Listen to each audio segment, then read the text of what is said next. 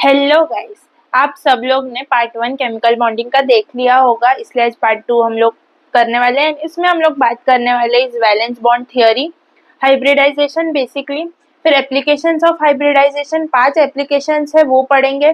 Then lastly हम लोग उसमें बहुत सारा क्वेश्चंस करेंगे। ऑफ कोर्स हम लोग ने लास्ट उसमें अपना वैलेंस शेल रिपल्शन थियरी पे भी क्वेश्चंस नहीं किया था बहुत ज़्यादा, एंड ये पूरा पार्ट पे क्वेश्चंस करेंगे of course. And then last में हम लोग मॉलिक्यूलर ऑर्बिटल थियरी के बारे में थोड़ा बहुत डिस्कस करेंगे and will and this part. And कल के पार्ट में will and this chapter only. So without any delay हम लोग स्टार्ट करते हैं। वैलेंस बॉन्ड थियरी, ये दूसरा एक थियरी है जो रिपल्शन थियरी के बाद आया था, जिसको हम लोग हाइब्रिडाइजेशन भी बोलते हैं बेसिकली। इधर क्या बोला है इस थियरी में, इन हाइब्रिडाइजेशन ऑर्बिटल्स हैविंग सेम और similar energy combine with each other and form new orbitals of same energy। Hybridisation में बेसिकली क्या होता है कि सेम एनर्जी वाले जो भी ऑर्बिटल्स है वो कंबाइन होते हैं एंड न्यू ऑर्बिटल्स बनाते हैं जिनमें ओवरऑल इक्वल एनर्जी रहेगा। ओके, सो हम लोग बोल सकते हैं नंबर ऑफ हाइब्रिड ऑर्बिटल्स जितने रहेंगे उतने ही मतलब हाइब्रिड ऑर्बिटल्स उतने ही बनेंगे जितने एटॉमिक ऑर्बिटल्स रहेंगे। लाइक अभी इधर s एंड ये 2p 2s 2p, तो ये 4 ऑर्बिटल्स है, करेक्ट, एटॉमिक ऑर्बिटल्स है। तो इनको जब हम लोग कंबाइन करेंगे तो 4 ही हाइब्रिड ऑर्बिटल्स हमें मिलेंगे। करेक्ट, यही चीज इधर बताया हुआ है। लास्ट पॉइंट पढ़ते हैं। The orbitals present in the valence shell of the atom are hybridise. हाँ, बेसिकली जो वैलेंस शेल में जो इलेक्ट्रॉन्स ऑर्बिटल्स होते हैं उनको ही हम लोग उसका ही हाइब्रिडाइजेशन करते हैं, तभी तो हम लोग बॉन्ड बना पाएंगे। हम लोग bond basically outermost shell electrons के साथ ही बनाते हैं। सो इधर हाइब्रिडाइजेशन भी वही ऑर्बिटल्स होंगे जो आउटर मोस्ट शेल में है, ताकि बॉन्ड बना सके आगे जाके। सो अभी मुझे ये चीज बताओ, इधर हम लोग को क्लियरली बोला है कि इन हाइब्रिडाइजेशन ऑर्बिटल्स हैविंग सेम और similar energy combine.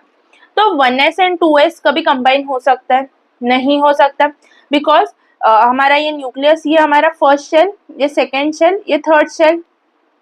First shell पे हमारे पास सिर्फ 1s सब शेल होगा, सेकेंड शेल पे हमारे पास 2s 2p होगा, थर्ड शेल पे 3s 3p 3d होगा।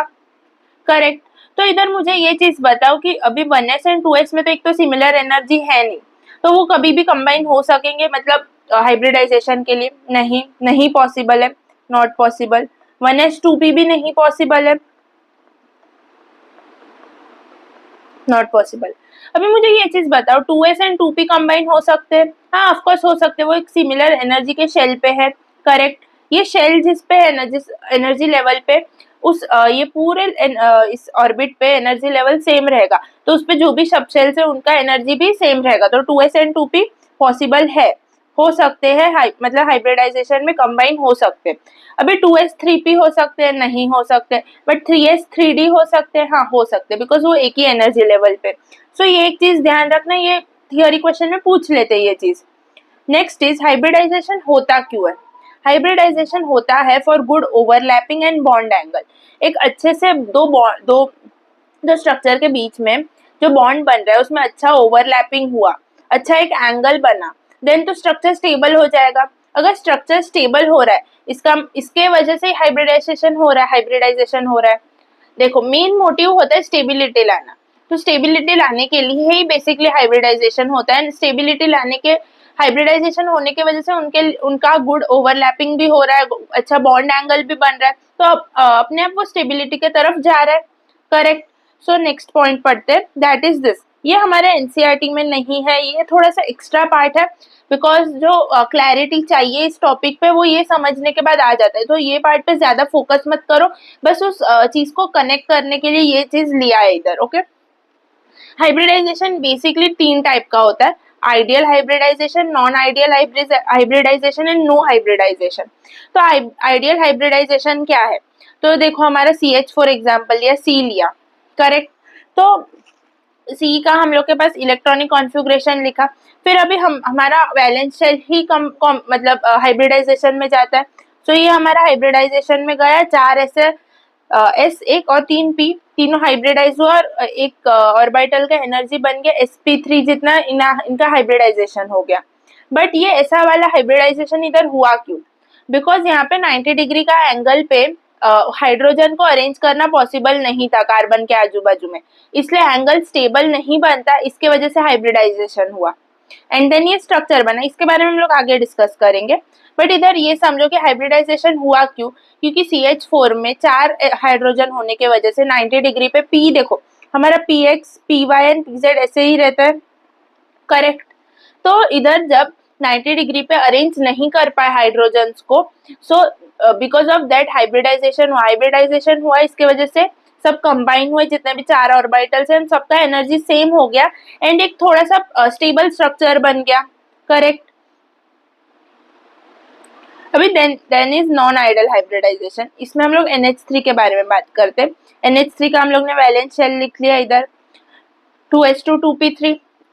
अब हमारा NH3 में 3 बॉन्ड बनाना है हाइड्रोजन का, करेक्ट।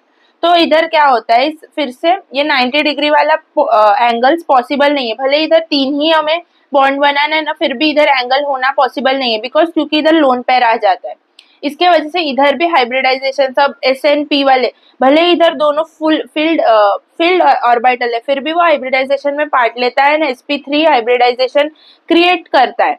सो क्योंकि उसके वजह से एक प्रॉपर एंगल मिल पाएगा इसके लिए, करेक्ट। सो इधर ये मेन चीज हुआ क्यों नहीं, नॉर्मली हम लोग करते थे बिकॉज एंगल स्टेबल नहीं था 90 डिग्री पे, इसके वजह से। बट अलग इस केस में जहाँ पे हमारा नो हाइब्रिडाइजेशन होता है PH3, तो इसमें हमारा 3s2 3p3 होता है। इधर जो बॉन्ड एंगल है ना वो स्टेबल है 90 डिग्री पे, इसके वजह से सिर्फ ये पार्ट लेते हैं अपना बॉन्डिंग में, इधर हाइब्रिडाइजेशन होता ही नहीं है। इधर एंगल, इन दोनों केसेस में एंगल स्टेबल नहीं होने के वजह से 90 डिग्री पे ये हमारा हाइब्रिडाइजेशन होता है। सो बस इतना ही चीज याद रखना है कि इधर 90 डिग्री वाले एंगल पे स्टेबल ना होने के वजह से हाइब्रिडाइजेशन होता है। एंड बेसिकली कभी होता है स्मॉल, जो छोटे मॉलिक्यूल्स रहेंगे जिनका साइज कम है उन मॉलिक्यूल्स पे ज्यादा होता है, बिकॉज जो PH3 है, अभी PH3 के नीचे वाला मतलब ग्रुप 15 में फॉस्फोरस के सब नीचे वाले है ना, वो सब बड़े एटम्स हैं, तो उनपे हमेशा ही नो हाइब्रिडाइजेशन ही लगेगा। वैसे ही ऑक्सीजन वाले केस में 16th ग्रुप में ऑक्सीजन पे ही हाइब्रिडाइजेशन लगेगा, उसके नीचे वाले सब एलिमेंट्स पे हाइब्रिडाइजेशन नहीं होगा। क्यों? वो ड्रैगोस मॉलिक्यूल बन जाते हैं। क्यों? क्योंकि सेंट्रल एटम बड़ा हो जाता है 3rd पीरियड ऑनवर्ड्स, करेक्ट।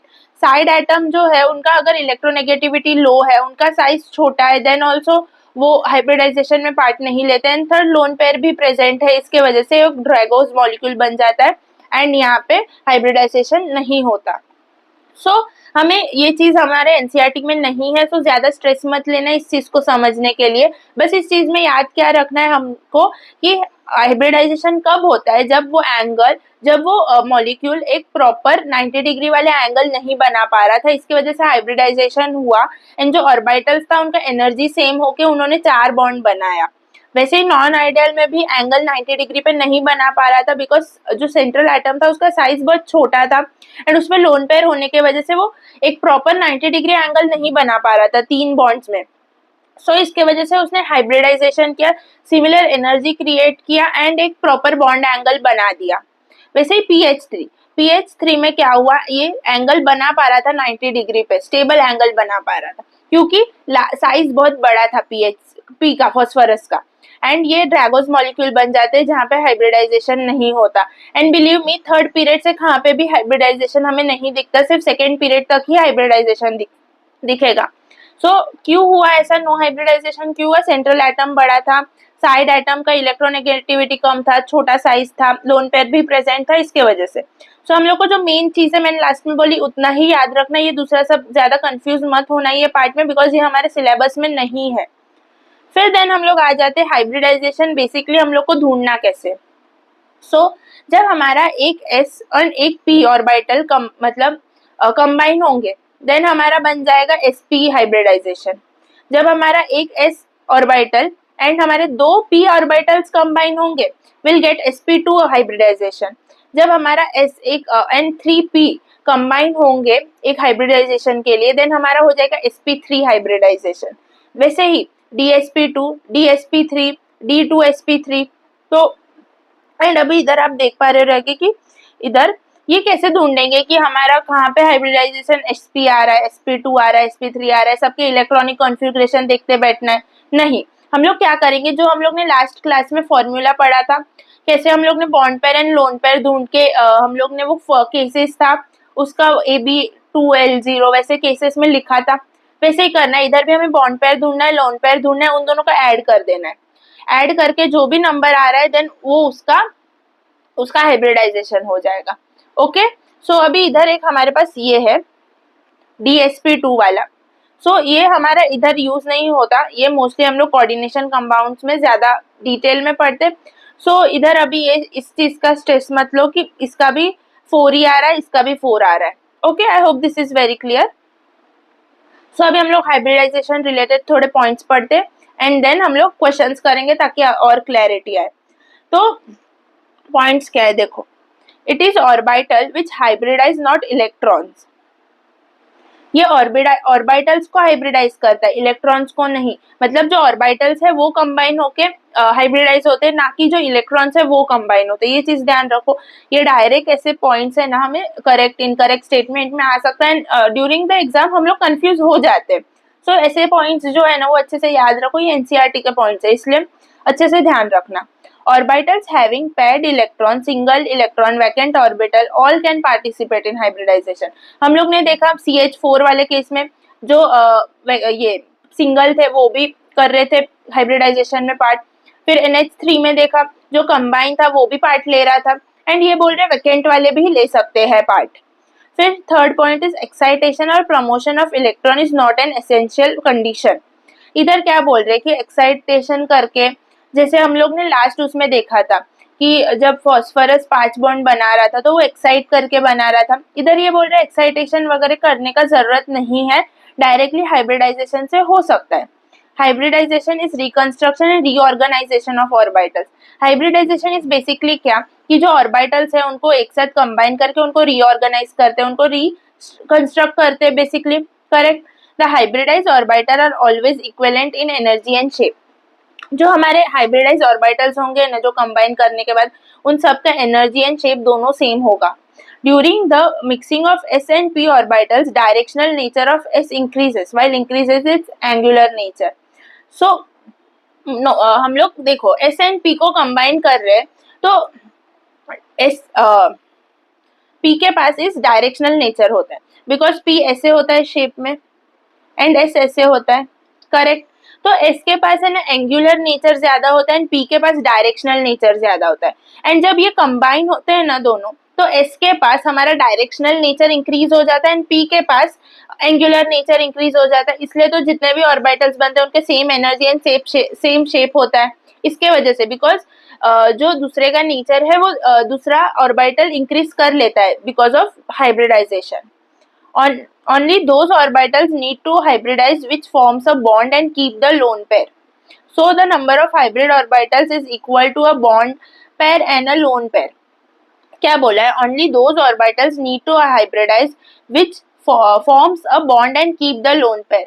तो उन्हीं ऑर्बिटल्स को हमें हाइब्रिडाइज करना है जो बॉन्ड बनाने वाले एंड लोन पेयर है। मतलब बेसिकली क्या बोल रहा है, आउटर मोस्ट शेल वाले, वैलेंस शेल वाले ही हाइब्रिडाइजेशन में पार्ट लेते हैं। So number of hybrid orbital कितना आ जाएगा, मतलब हाइब्रिड ऑर्बिटल इन सेंस कि हम लोग को अगर नंबर ऑफ हाइब्रिड ऑर्बिटल मिल गया देन हम लोग बोल सकते हैं ना sp है, sp2 है। तो वो कैसे मिलता है, a bond pair plus lone pair को ऐड कर दिया will get the number of hybridization. मतलब कितना हाइब्रिड ऑर्बिटल्स बना उससे हम लोग बोल सकते हैं कि कौन सा हाइब्रिडाइजेशन इधर दिख रहा है हमें। I hope this is very clear.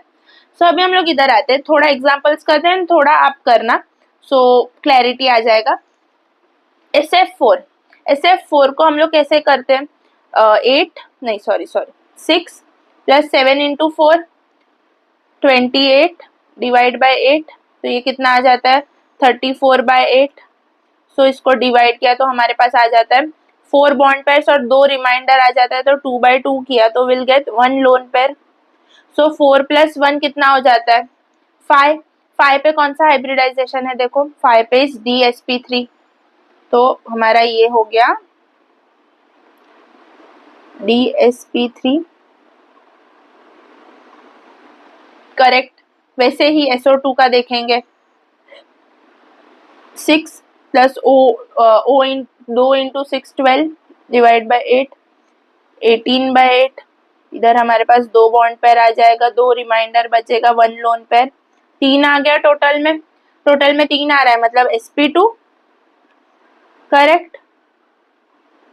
Next ZeF2, देखो हम लोग ने जैसे उसमें किया था वैसे ही करना है, ये उल्टा बहुत इजी है, करेक्ट।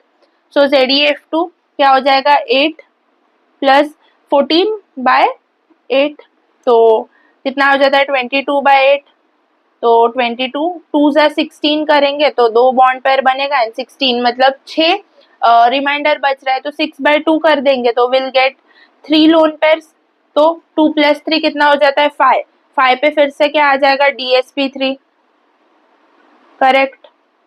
तो हम लोग को बहुत इजीली ये सॉल्व करना है, कुछ करना ही नहीं है, बेसिकली ये वाला फॉर्मूला आ रहा है ना, देन आपका आधे से ज्यादा क्वेश्चन हो जाएगा। देन अभी हम लोग एक H वाला करते हैं, ये देखो ये वाला, इसमें हम लोग ने क्या सीखा था कि जितना हाइड्रोजन बॉन्डिंग हो रहा है उतने बॉन्ड पेयर्स बन जाएंगे एंड लोन पेयर के लिए क्या करना है, 5 माइनस कितना बॉन्ड बन रहा है, 4, एंड ये प्लस के वजह से इधर क्या आ जाएगा, -1/2, तो ये 0 हो गया, तो इधर 4 बॉन्ड पेयर्स बना, 4 बॉन्ड पेयर मतलब sp3 हाइब्रिडाइजेशन, करेक्ट। वैसे ही और एक करते, नीचे कोई दूसरा H में रहेगा वो क्वेश्चन, ये करो, इसमें 2 बॉन्ड पेयर बन रहा है, 5 - 2, ये +1/2, तो कितना हो जाएगा, -4/2, 2 लोन पेयर्स मतलब 4 मतलब sp3 हाइब्रिडाइजेशन फिर से, correct. I hope this is very clear. और 2-3 क्वेश्चन करते हैं देन विल आप फिर ये खुद से होमवर्क में ट्राई करना एंड यू कैन हमेशा ask me in comment section या यूट्यूब पे, सॉरी टेलीग्राम पे या फिर इंस्टाग्राम पे, आप किधर भी पूछ सकते हो, ये चीज आपको पता है। ये देखते हैं BCl3 में क्या आ जाएगा, 3 आ जाता है, सॉरी हाँ 3 प्लस 3 × 7 21/8, कितना हो जाता है, 24/8, तो 3 बॉन्ड पेयर्स, तो ये हो जाएगा sp2, फिर आ जाएगा हमारा, ये करते ICl4-, अभी I7 + 4 × 7 = 28, ये -1 मतलब +1 / 8, तो कितना हो जाएगा, 28 + 8 करो तो आ जाएगा 36/8, तो इधर हमारा 4 बॉन्ड पेयर्स आ जाएगा 32 पे, फिर हमारे पास 4 बच रहा है रिमाइंडर, 4/2 करेंगे तो 2 लोन पेयर आ जाता है, तो टोटल 6 आ रहा है, मतलब D2sp3। I hope this is very clear, ये बहुत इजी है अगर आपने अच्छे से समझा तो, वरना थोड़ा बहुत डिफिकल्टी बहुत जनों को आता है। सो आई होप कि आप सबको समझ रहे हैं हम लोग क्या कर रहे हैं। और एक क्वेश्चन करते हैं देन हम लोग आगे बढ़ते हैं, दैट इज BeCl2। BeCl2 में हमारे पास बेरिलियम के पास 2 ही रहता है आउटर मोस्ट इलेक्ट्रॉन्स, फिर Cl2 मतलब 7 × 2 14, 14/8, तो 16/8 कितना आ जाएगा, 2 बॉन्ड पेयर्स, मतलब इधर क्या आ जाएगा, sp हाइब्रिडाइजेशन। sp हाइब्रिडाइजेशन मतलब लीनियर, तो इससे हम लोग कनेक्ट कर सकते हैं बहुत चीजों को कि लीनियर स्ट्रक्चर जहाँ पे भी रहेगा ना वहाँ पे मोस्टली हाइब्रिडाइजेशन sp आ जाता है, मोस्टली, हर जगह नहीं। सो अभी हम लोग आ जाते हैं सेकेंड टॉपिक पे, that is applications of hybridization, मतलब ये सबसे क्वेश्चन इसमें से बहुत आता है, नीट में आ चुका है एंड ये बहुत कंफ्यूजिंग पार्ट है अगर आपको ऊपर का VBT हाइब्रिडाइजेशन कैसे निकालना है नहीं समझा है तो। So first will understand about bond angle, फिर type of d orbital used in hybridization, अभी DSP3 है, D2sp3 है, उनमें कौन सा d ऑर्बिटल यूज हुआ है, क्योंकि हमारे पास 5 टाइप ऑफ d ऑर्बिटल्स है, करेक्ट। तो इधर हमारे पास यूज तो एक ही हो रहा है, तो कौन सा यूज होगा वो हम लोग इधर सीखेंगे। फिर आ जाएगा hybridization in odd electron species, then हम लोग बात करेंगे hybridization of some molecule in solid state, basically हम लोग PCl5 के बारे में ही बात करते हैं। फिर आ जाएगा existing and non existing molecules. So first application पे आते हैं, दैट इज बॉन्ड एंगल।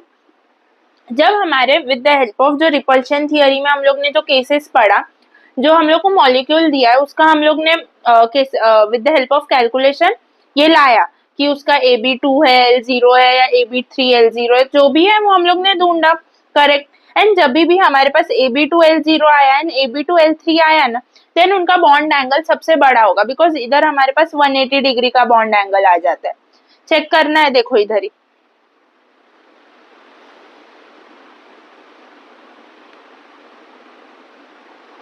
देखो AB2L0 लीनियर, देन हमारा AB2L3 लीनियर, करेक्ट। तो इसके वजह से इनके पास सबसे बड़ा मतलब ग्रेटेस्ट बॉन्ड एंगल बन जाता है, दैट इज ऑफ 180 डिग्री। सो इनका एंगल कभी भी आ गया और हमारा हाइब्रिडाइजेशन मतलब sorry with the help of that calculation ये वाले केसेस आ गए, देन उनका एंगल सबसे बड़ा होगा, ये चीज हम लोग तुरंत बोल सकेंगे। बट फिर दूसरे हाइब्रिडाइजेशन के लिए कैसे देखना है, देखो फिर हम लोग ढूंढेंगे उनका कैलकुलेशन के हेल्प से, वो SP है, SP2 है या SP3 है। अगर SP है देन उनका हाइब्रिडाइजेशन बड़ा होगा, मतलब उनका एंगल बड़ा होगा, करेक्ट। SP2 है देन उनका एंगल SP से छोटा होगा बट SP3 से बड़ा होगा, करेक्ट। तो with the help of this हम लोग फर्स्ट तो ढूंढेंगे कि 180 डिग्री वाला कोई एंगल मिल रहा है कि नहीं। अगर नहीं मिल रहा है देन हम लोग हाइब्रिडाइजेशन चेक करेंगे। हाइब्रिडाइजेशन चेक करने के बाद हम लोग को उन मॉलिक्यूल्स का पता चल जाएगा कि SP है, SP2 है, SP3 है, क्या है। देन उसके बेसिस पे हम लोग उनका एंगल बताएंगे, SP वाले का एंगल सबसे बड़ा होगा, देन SP2 वाले का, एंड देन SP3, करेक्ट। सो अगर इसमें भी हमारा किसी भी मॉलिक्यूल का हाइब्रिडाइजेशन सेम आ जाता है देन क्या करना है, लोन पेयर्स चेक करना है। अगर लोन पेयर है देन क्या हो जाता है, उसका एंगल अपॉप छोटा हो जाता है देन नो लोन पेयर वाले मॉलिक्यूल से। देखो lone pair is inversely proportional to angle, because lone pair और बॉन्ड पेयर के बीच का रिपल्शन ज्यादा है than bond pair and bond pair. So इसके वजह से जो जिधर भी लोन पेयर प्रेजेंट आ जाएगा ना, वहां पे एंगल छोटा हो जाएगा, एंड जहाँ पे नो लोन पेयर होगा वहां पे एंगल हमारा बड़ा होगा इन comparison two molecule with lone pair, correct. अगर समझो उनका लोन पेयर्स भी सेम है, ये केस बहुत रेयर आता है, नीट के पेपर में ये वाली चीज नहीं पूछे, इतना नीचे तक नहीं पूछते, इधर तक एंड हो जाता है, करेक्ट। बट फिर भी अगर लोन पेयर सेम है देन क्या करना है, इस एंगल चेक करेंगे with the help of size of side atom. अगर साइड एटम का एंगल जो है, साइड एटम जो है वो बड़ा है देन उनका एंगल बड़ा होगा। अगर जो साइज ऑफ सेंट्रल एटम बड़ा है देन उनका एंगल छोटा होगा। तो ये हम लोग क्वेश्चन के थ्रू समझेंगे।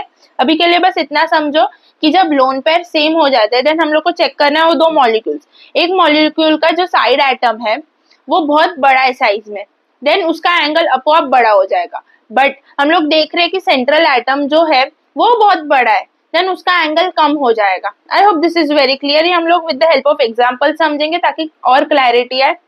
सो हम लोग ये एग्जांपल करते हैं। First is CO2 and ZeF2।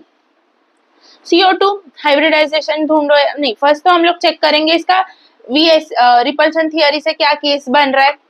Carbon का मतलब 4 प्लस 12/8 कितना आ जाता है, 16/8।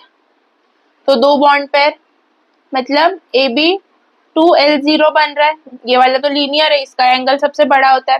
फिर नेक्स्ट भी चेक कर लेते हैं, ZeF2 8 प्लस 14/8 ये कितना हो जाता है, 22 हो जाता है बाय 8। तो इसका दो बॉन्ड पेयर्स प्लस 6 बच जाएगा, तो 6/2 is 3 lone pairs, 3 lone pairs. तो इसका टोटल क्या आ जाएगा, AB2L3। तो ये भी एक लीनियर केस है, मतलब इधर दोनों का एंगल सेम रहेगा। ओके, नेक्स्ट देखते हैं BCl2, BCl3 एंड CCl4।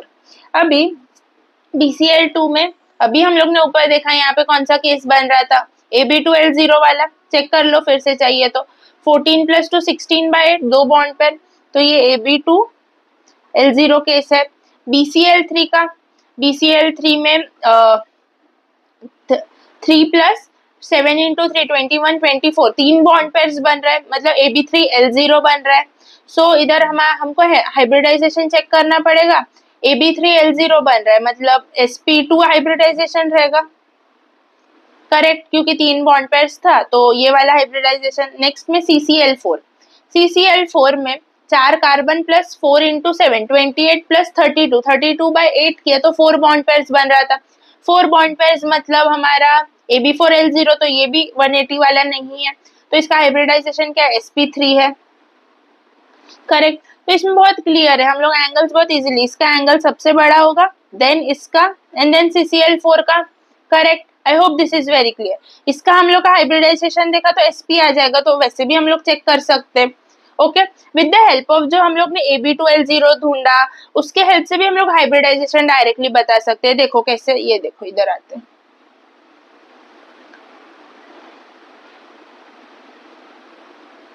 ये देखो इधर हम लोग ने ढूंढा AB4L0, मतलब 4 बॉन्ड पेयर्स है, मतलब sp3 आ जाएगा। वैसे इधर आ गया AB3L0, मतलब sp2 आ जाएगा। इधर काउंट करना है, bond pair plus lone pair count करो और आप आंसर इजीली ढूंढ सकते हो। देन हम लोग ये देखते हैं SF4, इसमें एक लोन पेयर है एंड 4 बॉन्ड पेयर है, मतलब 5 आ गया, तो sp3D। इधर दूसरा कोई देखते हैं, H2O में देखेंगे, हमारे पास 2 लोन पेयर है, 2 बॉन्ड पेयर है, टोटल 4, 4 के लिए क्या आ जाता है, sp3 आ जाता है। सो हम लोग with the help of this भी वो बता सकते हैं, sp3 के हेल्प से भी हम लोग बता सकते हैं कि वो कौन सा केस होगा। बेसिकली उस हाइब्रिडाइजेशन से कौन सा केस होगा वो बताना इस थोड़ा बहुत difficult, but with the help of that cases कि कौन सा केस है, उसके हेल्प से हम लोग हाइब्रिडाइजेशन बहुत इजीली बता सकते हैं। Okay, I hope this is very clear.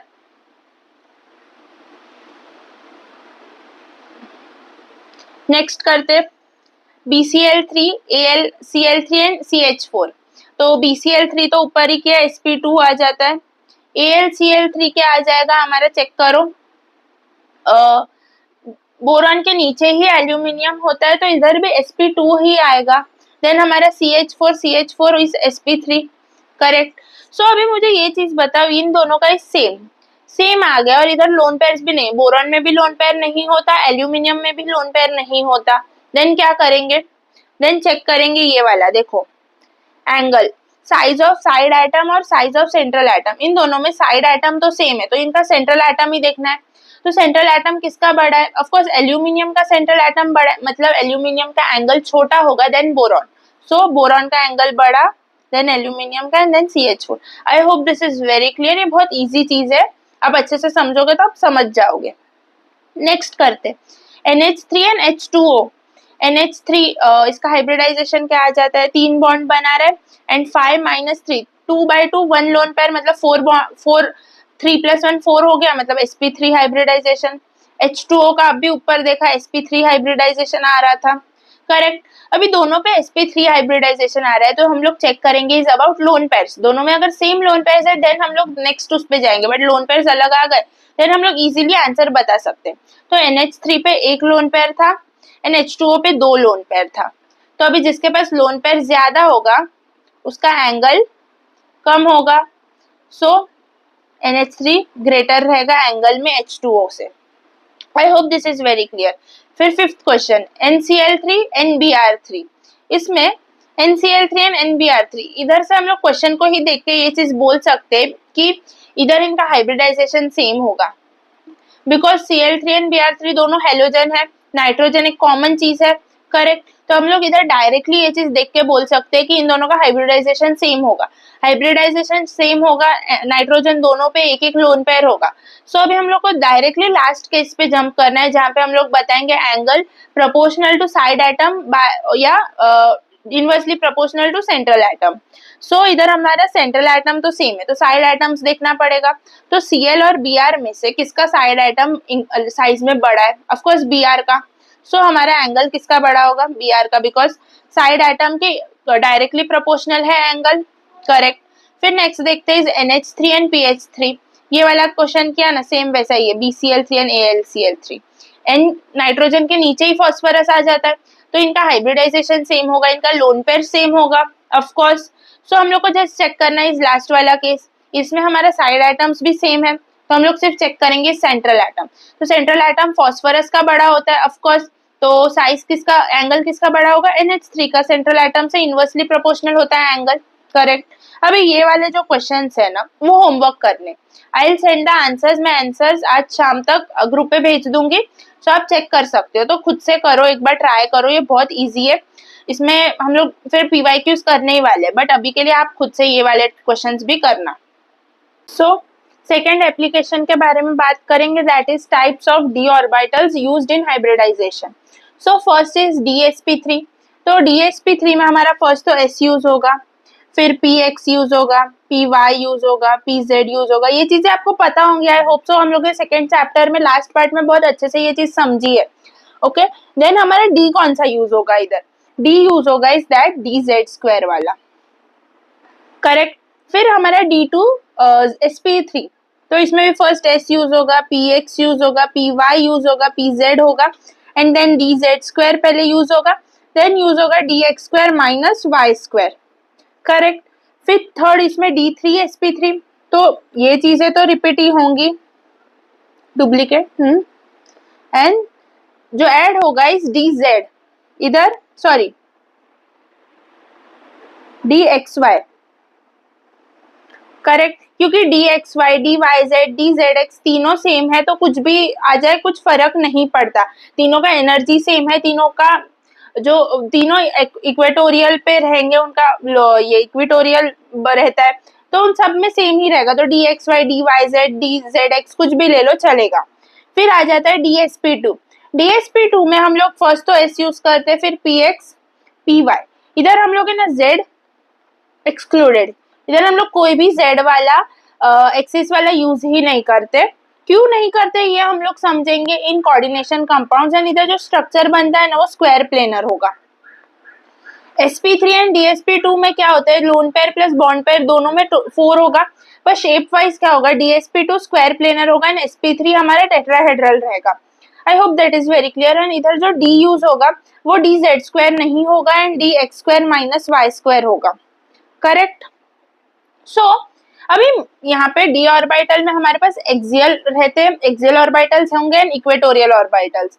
Axial orbitals में क्या आ जाता है, DX² minus Y², DZ²। Equatorial में हमारे पास आ जाता है DXY, DYZ, DZX। ओके, सो जैसे भी हम लोग बॉन्ड्स बनाएंगे ना, बॉन्ड्स हमेशा एक्सिस पे बनता है। So bonds are formed on axis. So axial bonds है ना ज्यादा प्रिफर्ड है। जब भी हम लोग को बॉन्ड बनाना है ना, तो फर्स्ट हम लोग बनाएंगे एक्सियल बॉन्ड्स के साथ बॉन्ड, देन हम लोग इक्वेटोरियल बॉन्ड्स के पास जाएंगे। तो आई hope this is very clear. और हम लोग एक्सियल बॉन्ड्स में भी फर्स्ट हम लोग हमेशा प्रिफर DZ² क्यों करते हैं, बिकॉज DZ² में जब ये हमारा एक्सिस है, करेक्ट, ये जब बॉन्डिंग करता है ऐसे अलग से, तो इसमें हम लोग देख पा रहे हैं कि 50% यूज हो रहा है, 50% ही वेस्ट हो रहा है। ये देखो, ये 50% यूज हो रहा है, ये 50% वेस्ट हो रहा है। बट जब हम लोग ये वाला DX² माइनस Y² यूज कर रहे हैं ना, तो इसमें सिर्फ यूज 25% हो रहा है एंड 75% वेस्ट हो रहा है। इसके वजह से DZ² preferred over DX² minus Y² and this are axial bonds. Axial bonds prefer होंगे, प्रिफर पहले होंगे then equatorial bonds, equatorial axis वाले orbitals. I hope this is very clear. So इसमें क्वेश्चंस क्या आता है, आपको कोई भी कंपाउंड देंगे लाइक SF4 एंड SF4 में क्या आ जाता है हमारा, SF4 इज sp3d। तो इसमें आपको बेसिकली इतना ही पूछेंगे कि SF4 में D वाला ऑर्बिटल कौन सा है, फिर ऑप्शंस दे देंगे DZ² DX² minus Y² DXY DYZ। तो आपको पता है कि फर्स्ट D है मतलब DZ² ही होगा।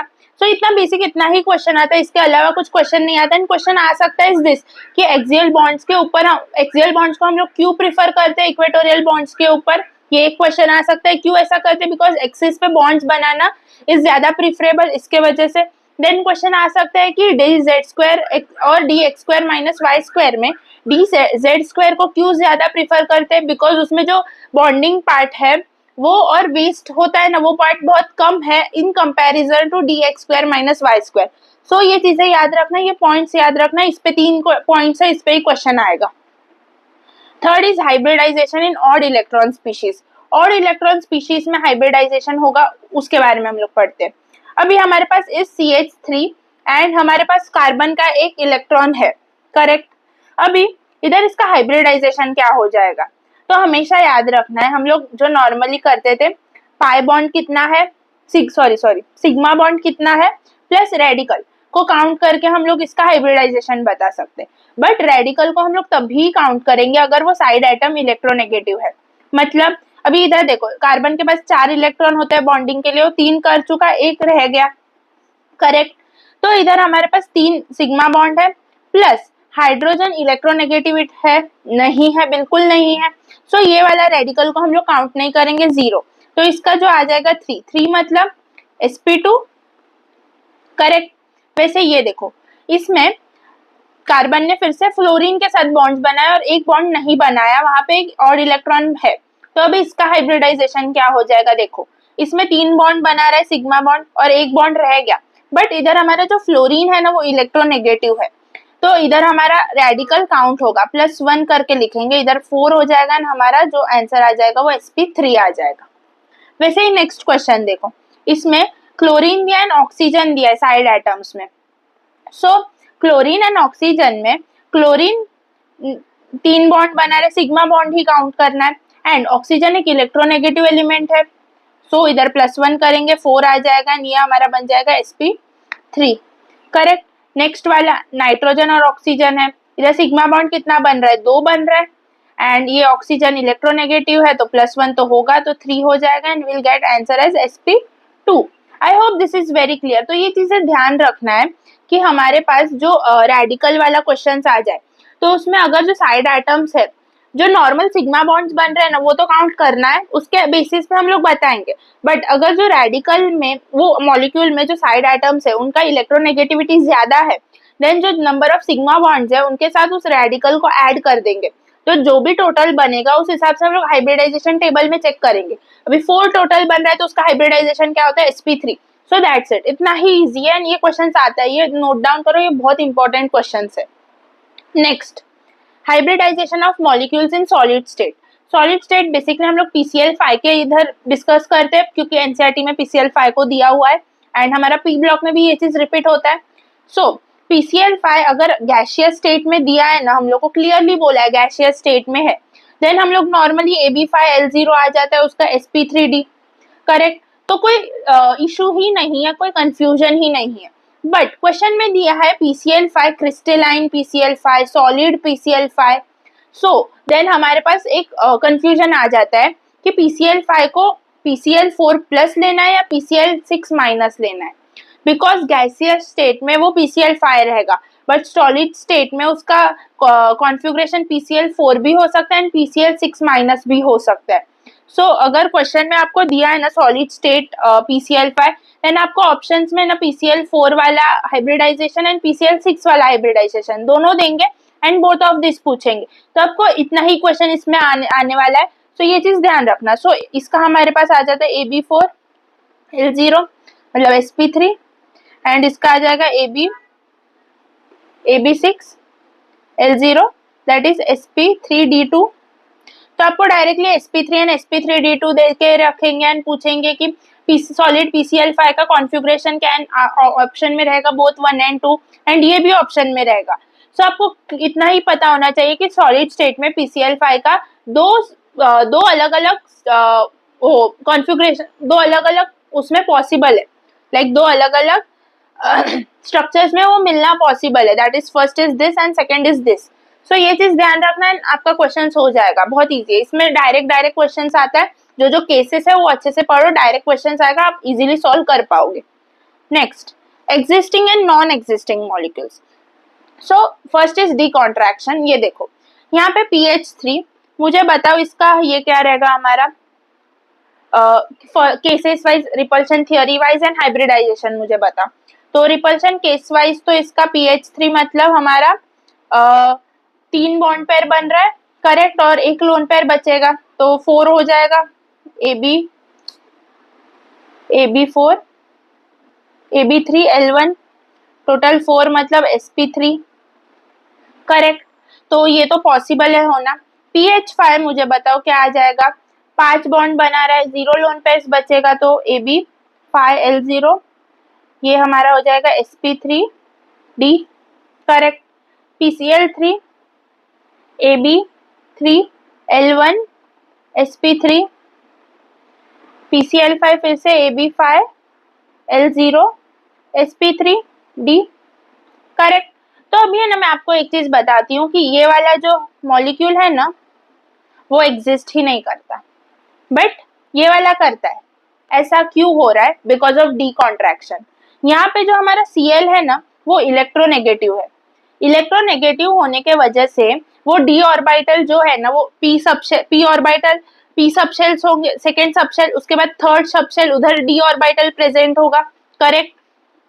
तो उसको with the help of electronegativity of Cl वो d ऑर्बिटल के साथ बॉन्डिंग कर सकता है।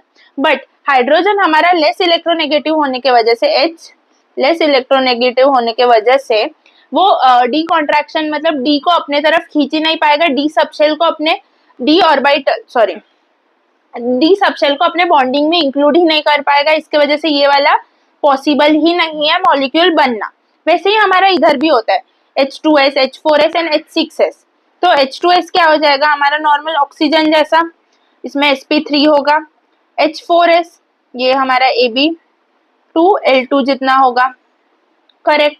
H4S ये भी पॉसिबल है, ये क्या हो जाएगा Ab4L1, करेक्ट। ये हमारा sp3d, ये Ab6L0 sp3d2, करेक्ट। सो इधर भी और इधर हमारा अभी ये वाला केस देखते हैं, इधर Cl2S फिर से वही हो जाएगा Ab2L2 sp3, इसका Ab4L1 sp3d, इधर Ab6L0 sp3d2।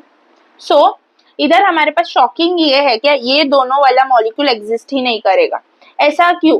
क्योंकि हाइड्रोजन एक तो लेस इलेक्ट्रोनेगेटिव एलिमेंट है, तो वो एक्साइटेशन करवा ही नहीं पाएगा इलेक्ट्रॉन का डी ऑर्बिटल्स में।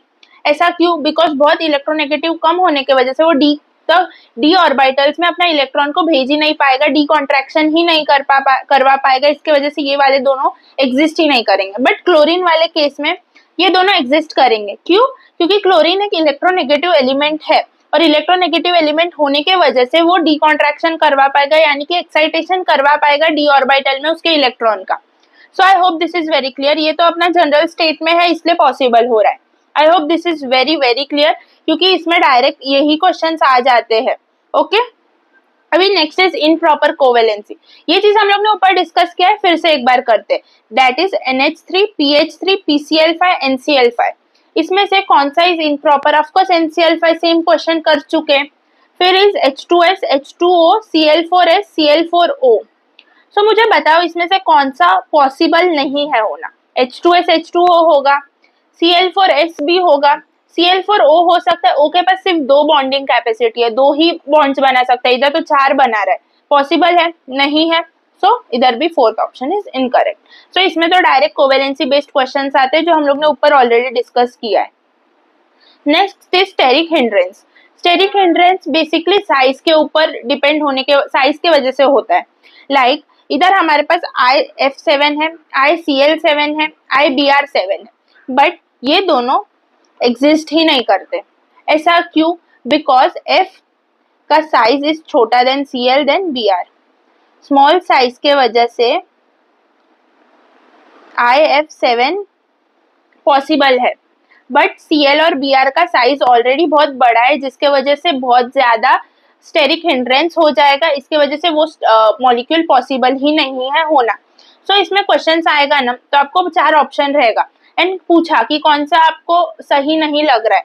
तो फर्स्ट तो हम लोग को चेक करना है कि कुछ डी कॉन्ट्रैक्शन का रीजन है, नहीं है। देन चेक करना है कि इनप्रॉपर कोवेलेंसी तो नहीं है, स्टिल उसमें भी कुछ नहीं दिख रहा है। देन हम लोग जाएंगे स्टेरिक हिंड्रेंस। फिर साइजेस चेक करो कि जो 2 मॉलिक्यूल्स है उनके बीच में जो साइज डिफरेंस है वो अच्छा खासा है या बहुत कम है। अगर साइज डिफरेंस बहुत कम है देन वो मॉलिक्यूल स्टेबल नहीं है, ये चीज ध्यान रखना। आई hope this is very clear. इसके साथ ही हम लोग ने 5वां एप्लीकेशन बहुत अच्छे से समझ लिया, उसमें जो क्वेश्चन टाइप आ सकते हैं उसको भी समझ लिया है। सो आई होप आपको समझा होगा, बिकॉज बहुत क्वेश्चन आता है ये वाले पार्ट से, बिलीव मी बहुत क्वेश्चन आता है। Next is concept of overlapping. Mechanism of covalent bond formation is overlapping. जो हम लोग कोवेलेंट बॉन्ड में करते हैं ना उसको ही ओवरलैपिंग बोलते हैं बेसिकली। सो हमारे पास एक इलेक्ट्रॉन है, दूसरा इलेक्ट्रॉन है, उन दोनों को ओवरलैप कर दिया तो हमारा एक बॉन्ड बन जाता है। सो ओवरलैपिंग बेसिकली 2 टाइप का होता है। First is head on overlapping and second is collateral overlapping. Head on overlapping को हम लोग एक्सियल ओवरलैपिंग भी बोल सकते हैं, कोलैटरल को साइडवाइज ओवरलैपिंग भी बोल सकते हैं। सो अभी जब हमारा दोनों जो ऑर्बिटल जो दोनों पी ऑर्बिटल्स है, करेक्ट, वो पी जेड वाले हैं, पी जेड वाले लाइक दिस, तो वो ऐसे हेड ऑन ज्वाइन होंगे। एंड जब ये हेड ऑन ज्वाइन होगा ना तो सिग्मा बॉन्ड बनेगा, करेक्ट। एंड समझो अगर हमारे पास पी एक्स है, उनका जो एक्सिस है, मेन एक्सिस अलग है, बट हमारा जो ऑर्बिटल है वो पी एक्स ऑर्बिटल है, तो उन दोनों को जब हम लोग ऐसे जोड़ेंगे ना तो विल गेट पाई बॉन्ड। ये समझो कि क्या चीज हो रहा है, जब हमारे पास एक एक्सिस, एक मेन एक्सिस पे जो एक्सियल बॉन्ड्स होंगे ना, एक्सियल ओवरलैपिंग होगा ना, वो एक्सिस पे होगा ना जो दोनों ऑर्बिटल्स, तभी पॉसिबल है। एंड हमारा कुछ एक्सिस अलग है और ऑर्बिटल कुछ अलग है, देन वहां पे हमेशा कोलैटरल बॉन्डिंग होगा या फिर नो बॉन्ड बनेगा, कोई भी बॉन्ड नहीं बनेगा। तो ये चीज याद रखो कि दोनों जो ऑर्बिटल्स है वो एक ही एक्सियल एक्सिस पे होने चाहिए, तभी एक्सियल ओवरलैपिंग होगा। लाइक इधर हमारे पास पीजेड ऑर्बिटल है, पीजेड ऑर्बिटल दोनों के वजह से बॉन्ड बन रहा है, करेक्ट। बट हमारे पास सेकेंड केस में देख रहे हैं साइडवाइज ओवरलैपिंग में हमारा मेन एक्सिस कोई अलग है। मेन एक्सिस अलग होने के वजह से जो एक ऑर्बिटल है उसमें पी एक्स ऑर्बिटल आया, दूसरे में भी पी एक्स ऑर्बिटल आया, तो उन दोनों के वजह से जो ओवर ये बॉन्ड बना वो पाई बॉन्ड बना। सो अभी समझो इधर ये सेकेंड केस में समझो कि हमारा मेन एक्सिस एक्स एक्सिस ही होता, करेक्ट, और जो दूसरा हमारा ये आ रहा है ऑर्बिटल वो भी एक्स एक्सिस का ही होता, देन हमारा सिग्मा बॉन्ड बनता। जस्ट बिकॉज ये एक्सिस इनका अलग होने के वजह से, एक्सिस और ऑर्बिटल जो है वो दोनों अलग होने के वजह से इधर साइडवाइज ओवरलैपिंग होता है। इधर हमारा एक्सिस भी जेड है और जो पी ऑर्बिटल है वो भी जेड है, इसकी वजह से इधर हमारा हुआ head on overlapping. I hope this is very clear. हम लोग आगे और क्लियरली समझेंगे with different types of overlapping. So अभी हम लोग बात करेंगे first type of overlapping, that is s s overlapping. S s overlapping में देखो एस ये शेप का होता है।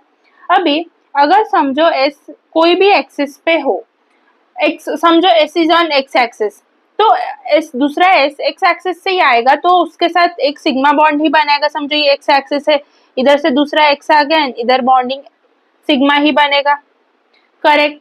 अगर ये एस है, एस इधर एक्स एक्सिस पे है एंड वाई एक्सिस से कोई एस आ गया, देन भी ये सिग्मा बॉन्ड ही बनाएगा। जैसे ये देखो एस है, सो इधर भी सिग्मा, एस है जेड से आया फिर भी सिग्मा ही बनाएगा। सो हमेशा एस एस बॉन्डिंग में क्या होता है, सिग्मा ही बनता है, कहाँ से भी उसको बॉन्ड करो हमेशा हेड ऑन क्या अपना हेड ऑन ओवरलैपिंग होता है, सिग्मा बॉन्ड ही बनेगा। नेक्स्ट इज हमारा एसपी ओवरलैपिंग। इसमें जब हमारा एस देखो S is this, correct, and P अगर पी जेड से लिया, जेड एक्सिस से पी को हम लोग ने पास किया, पी ऑर्बिटल जो है वो पी जेड है एंड जेड एक्सिस पर ही हमारा एस है एंड जेड एक्सिस से ही पी जेड ऑर्बिटल को हम लोग भेज रहे। सो क्या हो जाएगा जब हम लोग पी जेड ऑर्बिटल को जेड एक्सिस से ही भेज रहे, देन हमारा एक इधर इधर बॉन्ड बन जाएगा ऐसे, करेक्ट। तो ये सिग्मा बॉन्ड बनेगा जब जेड एक्सिस से ही भेज रहे तो। बट अगर ये वाला जो जेड एक्सिस वाला पी जेड है वो हम लोग भेज रहे एक्स एक्सिस से ऐसे, सो इधर ऐसे बॉन्ड बनेगा, ये तो कोई बॉन्ड ही नहीं बनता, तो इधर बन जाएगा जीरो बॉन्ड, नो बॉन्ड। फिर सेकेंड इज वाई, अगर ये जेड वाई एक्सिस इधर कुछ रहेगा तो इधर से भी हम लोग उसको ऐसे भेजेंगे, देन भी बॉन्ड तो कुछ नहीं बनने वाला, तो इधर भी नो बॉन्ड बनेगा, जीरो बॉन्ड बनेगा। तो इधर ये चीज क्लियर होता है कि जब हम लोग जिस एक्सिस, जब एस एंड पी ओवरलैपिंग हो रहा है तभी जिस एक्सिस में हमारा पी जेड है, पी जेड मतलब अभी पी जो एक्सिस वाला है अगर पी एक्स है और उसको एक्स एक्सिस से भेजा, देन हमारा सिग्मा बॉन्ड बनेगा। बट अगर पी जेड है एंड उसको एक्स एक्सिस से भेजा, देन वहां पे कोई बॉन्ड नहीं बनने वाला। ये चीज क्लियर करो बिकॉज इसमें बहुत कंफ्यूजन होता है, मुझे खुद को होता था कंफ्यूजन, बट आपको ये क्लियर खुद से करना पड़ेगा, आपको समझना पड़ेगा कि जब हम लोग पी, अगर समझो हमारा मेन एक्सिस जो है वो जेड एक्सिस है, करेक्ट, अभी हमारे पास एस ऑर्बिटल है, करेक्ट, और हमारा मेन एक्सिस जेड है और हम लोग ने पी जेड को भेजा, पी जेड को जेड एक्सिस से भेजा, देन तो हमारा सिग्मा बॉन्ड बन रहा है क्लियरली। बट समझो हमारा मेन एक्सिस जेड एक्सिस है और हम लोग ने पी जेड को एक्स एक्सिस से भेजा, देन हमारा इधर कोई बॉन्ड ही नहीं बनने वाला।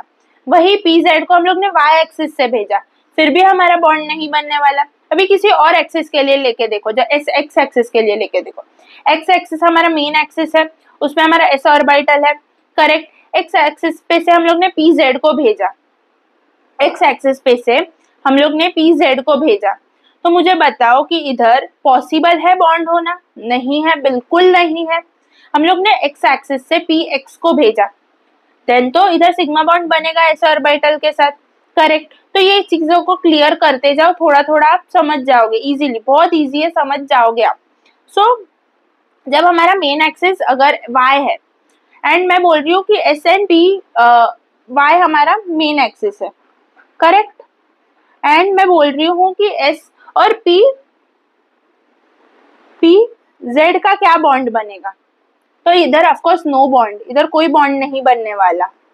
बट मैं बोल रही हूँ s और पी वाई का क्या बॉन्ड बन रहा है, देन हम लोग इजीली बोल सकते हैं सिग्मा बॉन्ड बनेगा। तो ये चीजों को थोड़ा थोड़ा क्लियर करो, क्वेश्चंस के थ्रू और क्लियर हो जाएगा। Next is our P P overlapping. P P overlapping में हमारा है ना हमेशा चेक करना है कि जो मेन एक्सिस है एंड जो हमारा ऑर्बिटल है, अगर वो दोनों सेम है, देन अगर हमारा main axis is Z and हमारा दोनों orbitals are P, then of course वहां पे सिग्मा बॉन्डिंग ही होगा। जैसे हमारा अभी मेन एक्सिस जेड है, पीजेड ऑर्बिटल पे पीजेड ऑर्बिटल ऐसे आ रहा है, देन इधर हमारा सिग्मा बॉन्ड क्लियरली दिख रहा होगा। बट समझो ये पीजेड ऑर्बिटल को हम लोग उसको एक्स एक्सिस से भेजे, ऐसे आ जाएगा, तो इधर हमारा बन जाएगा पाई बॉन्ड, करेक्ट। वाई उससे वाई से भेजे, वाई मतलब पीछे से, देन भी हमारा बनेगा पाई बॉन्ड।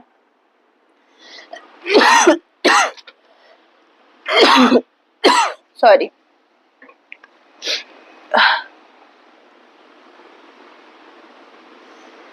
करेक्ट। और अगर अभी हम लोग दूसरा एग्जांपल लेते हैं, समझो इधर हमारा main axis is X Y axis, sorry इधर हमारा main axis is Z axis, correct. और जेड एक्सिस पे अगर हम लोग ने पी एक्स ऑर्बिटल, इसको हम लोग ने पी एक्स ऑर्बिटल लिया एंड पी वाई ऑर्बिटल को ज्वाइन करे, तो इधर कोई बॉन्ड बनेगा नहीं, इधर जीरो बॉन्ड बनेगा। जो जो हमारा मेन एक्सिस है, अगर उस वो ऑर्बिटल हो रहा है, मतलब अगर हमारा जेड एक्सिस मेन ऑर्बिटल है एंड एक ऑर्बिटल हमारा पी जेड है एंड उसके दूसरे ऑर्बिटल को हम लोग पी एक्स ले ले, तो वहां पे बॉन्ड नहीं बनने वाला, हम लोग पी जेड को ही लेना पड़ेगा। बट डिफरेंट एक्सिस से लिया, डायरेक्शन से लिया तो चेंजेस आएगा। बट अगर पी जेड मेन एक्सिस है, हमारा एक ऑर्बिटल पी जेड है और हम लोग ने दूसरा कोई ऑर्बिटल पी एक्स लेके पी जेड से भेजा, मतलब जेड एक्सिस पे भेजा, देन वहां पे बॉन्ड नहीं बन रहा। पी जेड से हम लोग ने एक्स एक्सिस से पी एक्स को भेजा, फिर भी बॉन्ड नहीं बनेगा। तो ये चीज क्लियर रखो, जब भी हमारा एक ऑर्बिटल तो मेन एक्सिस वाला ही होना चाहिए, तभी बॉन्डिंग होगा, वरना बॉन्डिंग ही नहीं होगा। ये चीज ध्यान रखो, ये समझो अच्छे से। Next is our P D overlapping. P D overlapping बहुत इजी है। इसमें क्या होगा, अगर पी एक्स, अभी हमारे पास डी एक्स वाई लिया है हम लोग ने, करेक्ट, डी एक्स वाई को अगर हम लोग ने P X, X is our main axis here, correct, तो पी एक्स पी ऑर्बिटल को भेजा, देन इधर बॉन्डिंग होगा, तो ये तो पॉसिबल है नहीं, सो इधर हमारे पास नो बॉन्डिंग, जीरो आ जाएगा। वही चीज हम लोग ने पी वाई से भेजा, तो ऐसे बॉन्डिंग हो सकता है इधर, सो ये वाला कौन सा हो जाएगा, पाई बनेगा। वही फिर से हम लोग ने जेड से भेजा, तो इधर जीरो, इधर कोई बॉन्डिंग नहीं होगा। तो इधर एक ट्रिक है, हम लोग ऐसे यूज कर सकते हैं कि हमारा जो भी डी ऑर्बिटल है एंड पी ऑर्बिटल है, उसमें जो दोनों में जो कॉमन टर्म आ रहा है ना, वो नहीं, और जो दूसरा अनकॉमन टर्म है उस पे पाई बॉन्ड बनेगा, दूसरे सब पे जीरो बॉन्ड बनेगा। एंड अगर इधर ये चीज समझो कि हमारा मेन एक्सिस ही जेड एक्सिस होता, तो डी एक्स वाई और पी एक्स में कभी भी कोई भी बॉन्ड बनता नहीं बनता। ये चीज अच्छे से समझ के लो, okay. I hope this is very clear. अभी हम लोग नेक्स्ट पे चलते हैं, that is d d overlapping. D d overlapping में हमारा डी एक्स वाई और डी एक्स वाई, इसको ऐसे ऐसे भेजा, ऑफकोर्स दिख रहा है डायग्राम में, तो हमारा बनेगा इस पाई बॉन्ड, करेक्ट। तो ये एक्स एक्सिस इधर हमारा मेन है, तो इधर से पाई बॉन्ड बनेगा। ऊपर से भेजा, देन हमारा बनेगा, फिर से पाई, वाई से भेजा तो भी पाई बनेगा, पर इस बार हम लोग ने जेड से भेजा, तो ऐसा सामने सामने आ जाएगा। तो इधर हमारा ना डेल्टा करके एक बॉन्ड बनता है, जिसके बारे में हम लोग नहीं पढ़ते इधर, तो वो बनता है। सो इधर हम लोग को हमेशा याद रखना है, कभी भी डी डी ओवरलैपिंग में जो दोनों सेम एक्स एंड वाई वाला ऑर्बिटल्स रहेगा ना, तो उनपे पाई पाई बॉन्ड बनेगा। बट जेड जो डिफरेंट है, जो ऑर्बिटल्स इनमें प्रेजेंट ही नहीं है, उसका कुछ रहेगा, तो वहां पे जीरो बॉन्ड बन जाएगा। एंड ये याद रखो, अगर तीनों अलग अलग ऑर्बिटल वाले मतलब इधर dxy प्लस dz² अगर बॉन्ड करने को गए तो देन 0 हो जाएगा, dxy प्लस dzx बॉन्ड करने को गए फिर भी 0 हो जाएगा। सो इधर बेसिकली ये याद रखना है कि कोई भी दो ही वो dxy या dxy या फिर dyz प्लस dyz वो ही बॉन्ड करेगा, इधर जो डिफरेंस आ जाएगा उसमें बॉन्डिंग नहीं होगा d ऑर्बिटल में, ये चीज ध्यान रखना। And we are done with the overlapping. I hope this is very clear. ये थोड़ा टफ पार्ट है समझने के लिए, बहुत टफ होता है लोगों को। सो बेसिकली आप क्या करोगे इस आपको ये जो 6 केसेस है 5 केसेस है उसको याद रखना है। आपको क्वेश्चंस में हम लोग और इजीली, मैं कोशिश करूंगी और इजीली समझा पाऊँ, बिकॉज इधर आए मुझे पता है कि 50% ही समझा रहेगा, 50% समझा नहीं रहेगा, बट क्वेश्चंस में आई गारंटी यू कि आपको और 50% समझ जाएगा। सो क्वेश्चंस जरूर सॉल्व करना इसका एंड देन डिसाइड करना कि आपको समझा कि नहीं समझा, बिकॉज ये सिर्फ थियोरी है। आप जब तक इसको कंसेप्चुअली क्वेश्चंस में नहीं लगा रहे हो तब तक आपको ये वाला पार्ट नहीं समझ रहा। I hope this is very clear. Then अभी हम लोग बात करेंगे बॉन्ड स्ट्रेंथ के बारे में। बॉन्ड स्ट्रेंथ क्या होता है? Bond strength is inversely proportional to size. जितना साइज बड़ा होता जाएगा उतना स्ट्रेंथ कम होता जाएगा बॉन्ड का। सो अगर साइज सेम रहेगा देन हम लोग क्या देखते हैं, ओवरलैपिंग। अगर हमारे पास एसएस ओवरलैपिंग है या फिर एसपी ओवरलैपिंग, पीपी ओवरलैपिंग, इन चीजों को देखते हैं। सो पीपी ओवरलैपिंग तो हमेशा बड़ा ही रहेगा स्ट्रेंथ वाइज, बिकॉज उधर दोनों के पास डायरेक्शनल कैरेक्टर आ जाता है। सो अभी कंफ्यूजन आता है एसएस एंड एसपी ओवरलैपिंग में कि किसका बड़ा होगा स्ट्रेंथ। सो अगर हम लोग ने लिया 2s तो हम लोग जब इनको ओवरलैप कर रहे थे तो हम लोग ने देखा कि सिर्फ 1/4 पार्ट बॉन्ड हो रहा है, 3/4 पार्ट वेस्ट हो रहा है। बट सेम चीज हम लोग एसपी ओवरलैपिंग के टाइम देखा तो सिर्फ हाफ पार्ट यूज हो रहा है, हाफ पार्ट ही वेस्ट हो रहा है। इसके वजह से एसपी बॉन्ड ज्यादा, एसपी ओवरलैपिंग इज ज्यादा stronger than SS overlapping. And P के पास एक डायरेक्शनल कैरेक्टर आता है, इसके वजह से पीपी ओवरलैपिंग एसपी ओवरलैपिंग से काफी ज्यादा स्ट्रॉन्गर है। नेक्स्ट इज अगर साइज सेम है तो हम लोग ये चीज भी देख सकते हैं, पी पाई जो हमारा जो पाई बॉन्ड बन रहा है वो कौन सा है? पी पाई पाई बॉन्ड है या p pi d pi bond है या डी पाई पाई बॉन्ड है? अगर डी पाई बॉन्ड है देन तो वो सबसे स्ट्रॉन्गर है। देन हमारा p pi bond and then p pi. So ये अभी कि हम लोग कैसे ढूंढेंगे कि इसमें कौन सा बॉन्ड है, कौन सा कॉम्बिनेशन हो रहा है, वो अभी हम लोग नेक्स्ट टॉपिक में से पढ़ने वाले, that is bond identity. Bond identity, this is bond identity. इसमें यह याद रखना कभी भी हाइब्रिड ऑर्बिटल और हाइब्रिड ऑर्बिटल ओवर मतलब बॉन्ड बनाएंगे तो सिग्मा बॉन्ड बनेगा। हाइब्रिड ऑर्बिटल और एटॉमिक ऑर्बिटल बॉन्ड बना रहे तो देन सिग्मा बॉन्ड बनेगा। बट एटॉमिक ऑर्बिटल और एटॉमिक ऑर्बिटल बॉन्ड बना रहे देन पाई बॉन्ड भी बन सकता है, सिग्मा बॉन्ड भी बन सकता है या जीरो बॉन्ड भी बन सकता है, ये चीज याद रखना। So with the help of example हम लोग ये समझते हैं, दैट इज C2H6। C2H6 में हम लोग इधर देख पा रहे हैं कि हमारे पास कार्बन है। C2H6 हम लोग ऐसे भी लिख सकते हैं CH3 करेक्ट। तो मुझे बताओ इसका हाइब्रिडाइजेशन क्या, ये वाले CH3 का sp3, इसका भी sp3 करेक्ट। तो कार्बन का sp3 हाइब्रिडाइजेशन है, हम लोग को ये समझा। सो कार्बन का जो ये ऑर्बिटल्स होगा सब sp3 हाइब्रिडाइज्ड होगा, करेक्ट।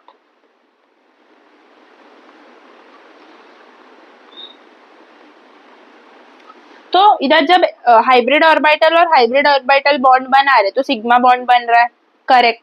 अभी हमारा हाइब्रिड ऑर्बिटल और atomic orbital that is this, ये 1s होगा। हाइड्रोजन में तो सिर्फ एक ही ऑर्बिटल होता है s वाला।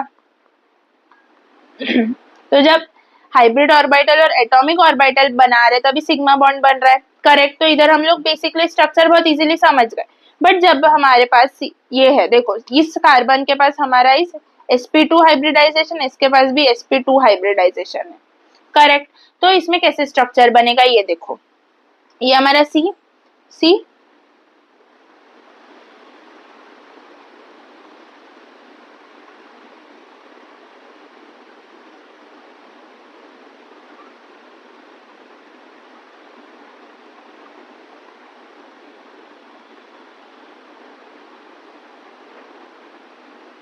करेक्ट। ये sp2 है, sp2 sp2 तीन ही बॉन्ड बना रहा है इधर, करेक्ट। सिग्मा तीन ही बॉन्ड बना रहा है, sp2 sp2 sp2, एंड ये एक p ऑर्बिटल खाली पड़ा है जो हाइब्रिडाइजेशन में काम नहीं आया, करेक्ट। सो इधर हमारा H आ जाएगा, S वाला 1s 1s 1s 1s। सो इधर देखो हाइब्रिड ऑर्बिटल और हाइब्रिड ऑर्बिटल सिग्मा बना रहे, ये हाइब्रिड और एटॉमिक सिग्मा बना रहे। अभी मुझे बताओ, इधर देखो ये हमारे पास एटॉमिक ऑर्बिटल खाली है ये वाला, एंड इधर भी एक एटॉमिक ऑर्बिटल खाली है, तो इनके बीच में जो बॉन्ड बनता है उसको हम लोग बोल देंगे पाई बॉन्ड। सो अभी ये क्यों सिखाया, क्योंकि समझने के लिए कि sigma bond and pi bonding कैसे होता है। जब हमारे पास मतलब एटॉमिक ऑर्बिटल्स खाली होगा दोनों जो एटम्स है इधर, देन हमारा पाई बॉन्ड बन सकता है उनके बीच में सिग्मा बॉन्ड बन सकता है या zero bond, and mostly pi bond ही बनता है। सो ऐसे पाई बॉन्ड का फॉर्मेशन होता है बेसिकली, इस पे ज्यादा कुछ क्वेश्चन आता नहीं है, जस्ट समझ लो कि पाई बॉन्ड ऐसे बनता है। नेक्स्ट हाइब्रिडाइजेशन, जब हमारा पाई बॉन्ड आइडेंटिटी देखते हैं, इसमें ये बहुत इंपॉर्टेंट है, देखो अच्छे से। जब हमारा हाइब्रिडाइजेशन इज sp, करेक्ट, तो इधर हमारा एक तो s यूज होता है, कोई तो px py एंड pz में से कोई तो एक p ऑर्बिटल यूज होगा, करेक्ट। सो हमारे पास py एंड pz बच जाता है। तो जब भी पाई बॉन्ड बनाना है ना, तो क्या होता है, फर्स्ट दो बॉन्ड्स बनेगा ना pi bond, first two bonds p pi बनेगा, फिर थर्ड से d पाई बनेगा, करेक्ट। वैसे ही जब हमारे पास sp2 है, तो sp2 में s px py pz, इधर हमारा pz एक ही बच रहा है, तो फर्स्ट बॉन्ड ही p पाई बनेगा, सेकेंड बॉन्ड से हमारा d पाई बनने लगेगा। sp3 है देन तो सभी यूज हो जाएगा, करेक्ट, सभी यूज हो जाएगा। सो इधर हमारा ऑल बॉन्ड्स d पाई ही बनेगा। एंड ये अभी हम लोग और एग्जाम्पल से समझेंगे, अभी बहुत समझा नहीं रहेगा, किसी को भी एग्जाम्पल से समझ जाएगा। अगर हमारा दोनों जो बॉन्ड्स है, दोनों जो एटम्स है वो सेकेंड पीरियड के एलिमेंट्स है, देन p पाई बॉन्डिंग ही होगा, d पाई पे जाएगा ही नहीं। अगर थर्ड पीरियड का कोई एलिमेंट वगैरह आ गया देन d पाई बॉन्डिंग हो सकता है, वरना तो p पाई एंड होगा, उधर ही होगा। जैसे एग्जाम्पल से समझते हैं, CO3 2-, अभी CO3 2- में हमारा स्ट्रक्चर कैसे होता है हम लोग को पता है, करेक्ट। ये CO3 माइनस, इधर माइनस आ जाता है, करेक्ट। सो अभी CO3 2- में हम लोग देख पा रहे कि कार्बन ने 4 बॉन्ड बना लिया है, करेक्ट। तो फर्स्ट ये बॉन्ड बनाया, ये जो डबल बॉन्ड बनाया है ना, अभी कार्बन और ऑक्सीजन दोनों सेकेंड पीरियड का है। सो इधर ये जो डबल बॉन्ड होगा ना वो p पाई ही होगा, इधर कार्बन के पास d ऑर्बिटल ही नहीं है जो d पाई बॉन्ड बना सके। वैसे ही SO3 में देखो, SO3 हमारा क्या हो जाता है, sp2 हो जाता है, करेक्ट। तो ऐसे आता है उसका, करेक्ट। sp2 होने के वजह से इसके पास एक p ऑर्बिटल बच जाता है। सो ये जब डबल बॉन्डिंग करता है तो फर्स्ट बॉन्ड वो p पाई बना सकता है, बट सेकेंड बॉन्ड से d पाई ही बनाएगा। आई hope this is very clear. So SO2 में sp2 आ जाता है, हाइब्रिडाइजेशन फिर से। सो SO2 का स्ट्रक्चर कैसा होता है, ऐसा, करेक्ट। सो इधर हमारा एक p, इधर sp2 में 2 p यूज हो रहा है, एक p बच रहा है, करेक्ट। तो एक p जो पाई बॉन्ड बना रहा है वो p पाई होगा, एक पाई बॉन्ड, एंड दूसरा जो पाई बॉन्ड है वो d पाई होगा, करेक्ट। फिर से N2O-, इसमें अभी ये देखो ये दोनों सेकेंड पीरियड के, मतलब इधर हमारा डायरेक्टली p पाई हम लोग बोल सकते हैं। सो हम लोग को क्वेश्चन क्या आता है, हम लोग को कोई भी स्ट्रक्चर देंगे एंड उसमें पूछेंगे कि इसमें d पाई वाले कितने बॉन्ड्स बनेंगे या p पाई वाले कितने बॉन्ड्स बनेंगे। सो ऐसे हम लोग को आंसर करना है। अगर दोनों सेकेंड पीरियड का एंड पूछा है d पाई कितना बॉन्ड बनेगा, देन वो 0 हो जाएगा, बिकॉज दोनों सेकेंड पीरियड के एलिमेंट है, उनके पास d ऑर्बिटल होगा ही नहीं। इधर अभी हमारे पास सल्फर आ जाने के वजह से सल्फर के पास डी ऑर्बिटल्स है, वो डी पाई पी पाई बॉन्ड बना पाएगा, इसलिए इधर ये पॉसिबल है कि डी पाई पी पाई बॉन्ड बन रहा है। इधर भी हमारा एक डी पाई पी पाई बॉन्ड बन रहा है। तो इधर बेसिकली करना क्या है, फर्स्ट हम लोग जो भी स्ट्रक्चर दिया है और पूछा है इसका कि इसमें कौन सा टाइप ऑफ पाई बॉन्ड है, तो फर्स्ट उसका हाइब्रिडाइजेशन निकालो। हाइब्रिडाइजेशन निकाला, उसके बाद हम लोग को समझ जाएगा कि कितना पी यूज हो रहा है। करेक्ट, अगर sp2 है तो देन 2 पी यूज हो रहा है, 1 पी बच रहा है, तो जब उसका फर्स्ट डबल बॉन्ड होगा ना, वो पी पाई होगा।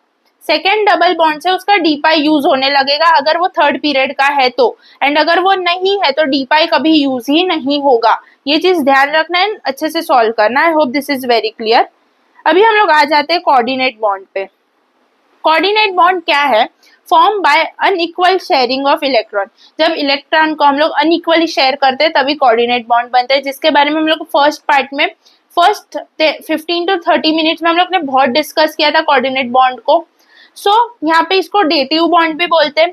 कोऑर्डिनेट बॉन्ड बेसिकली क्या है, किसी एक एटम के पास कंप्लीटली फिल्ड ऑर्बिटल है एंड किसी दूसरे एटम के पास बिल्कुल भी फिल्ड ऑर्बिटल नहीं है, लाइक ए एंड बी। क्या करता है, ए अपना जो दोनों एटम्स है, दोनों इलेक्ट्रॉन्स है, वो बी के साथ शेयर करता है। यहाँ पे ए हमारा डोनर बन जाएगा एंड बी हमारा एक्सेप्टर बन जाएगा, रिसीवर बन जाएगा। इधर डोनर को हम लोग लुईस बेस बोलते हैं, एक्सेप्टर को लुईस एसिड बोलते हैं, जिसको हम लोग इक्विलिब्रियम में फिर से डिस्कस करते हैं। करेक्ट। इधर हम लोग ए एंड बी को ऐसे लिख सकते हैं, ऐसा एरो के शो में, या ए प्लस डैश बी माइनस भी लिख सकते हैं। करेक्ट। हम लोग इसको एग्जाम्पल से समझते हैं, बहुत इजी छोटा टॉपिक है। O3 में हमारे पास 3 ऑक्सीजन थे, एक ऑक्सीजन पे ऊपर 2, एंड इधर हम लोग देख पा रहे हैं 4 लोन पे। एंड अभी ऑक्सीजन का मोस्टली क्या होता है, वो सिर्फ 2 बॉन्ड ही बना पाता है, बट इधर इस ऑक्सीजन को 3 बॉन्ड बनाना था। ये क्या करता है, इसको अगर एक ही बॉन्ड देता देन इसके पास एक इलेक्ट्रॉन कम हो जाता ऑक्टेट बनने से। ये क्या करता है, अपने 2 इलेक्ट्रॉन्स को इसके पास शेयर करता है। अभी क्या हो जाता है, इसके पास भी एक कंप्लीट ऑक्टेट बन गया, इसके पास भी कंप्लीट ऑक्टेट बन गया। ये स्टेबल हो जाता है बेसिकली। इसके वजह से ये वाला ऑक्सीजन अपने दोनों इलेक्ट्रॉन को शेयर करता है, ना कि कोई सिंगल बॉन्ड बनाने के उसके नहीं बना के दोनों इलेक्ट्रॉन को शेयर करता है, ताकि दोनों के पास कंप्लीट नंबर ऑफ इलेक्ट्रॉन्स आ जाए आउटर मोस्ट शेल में। वैसे ही NH4 प्लस, नाइट्रोजन के पास 3 बॉन्ड तो होते हैं, 3 इलेक्ट्रॉन्स तो होते हैं बॉन्डिंग करने के लिए। देन हमारे पास आ जाता है एक कोऑर्डिनेट बॉन्ड, जिसके हेल्प से ये हाइड्रोजन को ज्वाइन कर सकता है, दोनों अपने इलेक्ट्रॉन्स हाइड्रोजन को देके। बट इधर बेसिकली क्या होना चाहिए, N+H। ये अगर हाइड्रोजन के पास एक इलेक्ट्रॉन रहेगा देन हम लोग नहीं कर सकते ये चीज। अगर हाइड्रोजन के पास कोई भी इलेक्ट्रॉन नहीं है देन हम लोग उसको दोनों इलेक्ट्रॉन डोनेट करके कोऑर्डिनेट बॉन्ड बना सकते हैं। BF4 माइनस, इसमें क्या होता है, BF3 तो इजीली बन सकता है क्योंकि बोरॉन के पास 3 बॉन्ड कर सकता है, इतने इलेक्ट्रॉन्स है। बट 4th फ्लोरीन लाने के लिए उसके पास, अभी फ्लोरीन के पास अगर एक इलेक्ट्रॉन ऐसा माइनस है, F माइनस है, तो इसके पास 2 इलेक्ट्रॉन्स एक्स्ट्रा रहेंगे। करेक्ट। तो ये दोनों इलेक्ट्रॉन्स बोरॉन के 4th ऑर्बिटल में डाल दे, देन इधर एक कोऑर्डिनेट बॉन्ड बन सकता है, ऑफकोर्स बन सकता है। इधर हमारा BF4 माइनस बन जाएगा बहुत इजीली। हम लोग का कोऑर्डिनेट बॉन्ड कैसे वर्क करता है, होप सो सबको समझा रहेगा। इसमें ऐसा कुछ क्वेश्चंस नहीं आता आपको, डायरेक्टली क्वेश्चन क्या आता है, कोऑर्डिनेट बॉन्ड के कैरेक्टरिस्टिक्स, मतलब उसमें क्या क्या होता है, शेयरिंग होता है, डेटिव बॉन्ड बोलते हैं उसको, देन उसका एग्जांपल्स दे देंगे आपको क्वेश्चन में, बस उतना ही होता है, उससे ज्यादा कोऑर्डिनेट बॉन्ड पे आपको क्वेश्चंस नहीं आता। जस्ट इधर एक्सप्लेनेशन के लिए 3 एग्जाम्पल्स लिया था। अभी हम लोग ने बेसिकली पूरा कोवेलेंट बॉन्ड वाले theories, coordinate bond, octet theory वगैरह सब कर लिया। ऑक्टेट थियरी का तो क्वेश्चंस भी हो गया। ये जो 2-3 टॉपिक किए थे उनके अभी क्वेश्चंस करेंगे सो दैट हम लोग को और क्लैरिटी आए। देन क्वेश्चंस करने के बाद मॉलिक्यूलर ऑर्बिटल थियरी को थोड़ा बहुत डिस्कस करेंगे 2-3 minute and will and this lecture. Question start करते हैं। Number of 120 degree bond angle present in BF3 is, तो कितने, 3 है। अभी इन क्वेश्चन थोड़ा फास्ट होगा बिकॉज आई होप सो आप सब लोग ने रिपल्शन थियरी वाला सब रिवाइज करके आए होंगे इसके वजह से। Okay, next is which of the following has pyramidal structure. Pyramidal structure किसमें होगा, जिधर हमारा ये होगा BF3 नहीं होगा, NH3 में होता है ये वाला, याद है, इधर लोन पेयर आने के वजह से ऐसे बॉन्ड्स होने लगे थे, इसको पिरामिडल स्ट्रक्चर बोलते हैं। SiF4 नहीं होगा, H2O में बेंट V शेप्ड होता है, सो A is the correct option. Next, which one of the following molecule is formed by pp overlapping? pp overlapping के लिए उनके पास p ऑर्बिटल होना चाहिए फर्स्ट ऑफ ऑल, तो चेक करते हैं। Cl के पास, दोनों के पास pp है तो ये हो सकता है। NH3, H के पास कभी भी p ऑर्बिटल प्रेजेंट होगा नहीं। HCl, H के पास तो है ही नहीं p ऑर्बिटल। H2O, H के पास है ही नहीं, तो pp ओवरलैपिंग का सवाल ही नहीं होता, तो A is the correct option. Next, the shape of ClF3। ClF3 तो फर्स्ट इसका हम लोग को क्या निकालना है, कौन सा केस में ये बैठता है वो देखेंगे। तो 4 into 7 28/8 कर सकते हैं, तो क्या आ जाएगा 3 बॉन्ड पेयर्स और 4/2 2 लोन पेयर। सो इसका शेप क्या होगा हमारा, क्या हो जाता है AB3L2, करेक्ट। एंड हम लोग को इधर शेप पूछा है, ज्योमेट्री नहीं, ज्योमेट्री पूछा है देन तो ये आ जाएगा ट्राइगोनल बाय पिरामिडल, बट इधर शेप पूछा है, इसका मतलब हमारा आ जाएगा T shape, correct. Next, the type of hybridization in SF6 molecule is, तो ये तो बहुत इजी है, कर सकते हैं कैसे, 6 + 42/8, तो ये इतना कितना आ जाएगा 48 आ जाएगा, 48/8 इज 6 बॉन्ड पेयर्स, मतलब sp3d2, सो कौन सा ऑप्शन है, B is the correct option. ये क्वेश्चन देखते हैं, the type of hybrid orbitals used by chlorine atom in ClO2- ion is, so हम लोग कैसे सोल्व करते हैं, 7 + 12, 2 into 6 is 12, माइनस मतलब +1/8, तो आ जाएगा 20/8। सो इसको हम लोग लिख सकते हैं 2 बॉन्ड पेयर्स, 4 बचा, 4/2 2 लोन पेयर्स, सो ये 4 हो गया इन दोनों का टोटल, मतलब sp3, B is the correct option. Next question, on hybridization of 1s and p orbital we get 2, जब एक s ऑर्बिटल है और एक p ऑर्बिटल है, सो इन दोनों के इस पे एक 2 म्यूचुअली परपेंडिकुलर ऑर्बिटल्स बनेगा नहीं। 2 ऑर्बिटल्स एट 180 डिग्री, हाँ ये बन सकता है। 4 ऑर्बिटल्स, इधर 4 तो इन्वॉल्व ही नहीं होंगे। 3 ऑर्बिटल्स, 3 भी नहीं, so B is the correct option. Next, which of the following compound central atom has sp3d3 hybridized, ये होमवर्क है, बहुत इजी क्वेश्चन है। Next, HOH bond angle in H2O is 104.5 degree and not 109 degree 28 minutes because of lone pair repulsion। H2O में क्या हो जाता है, इस हमारा ये एंड इधर ऑक्सीजन के 2 लोन पेयर आ जाने के वजह से बहुत ज़्यादा रिपल्शन होता है, इसकी वजह से लोन पेयर रिपल्शन की वजह से ये वाला एंगल कम हो जाता है। Next, which one of the following is a planar molecule, planar molecule कौन सा है इसमें से चेक करो। H3O+ चेक करो, ऑक्सीजन इधर 3 बॉन्ड पेयर बना रहा है, प्लस ऑक्सीजन पे लोन पेयर है, क्या आ जाएगा 6 - 3 - 1/2, तो 1 लोन पेयर आ गया, तो sp3 हमारा हो गया ये। सो H3O+ is not a planar structure. NH3 हमारा 3 bond pair plus 1 lone pair होता है, 4 sp3।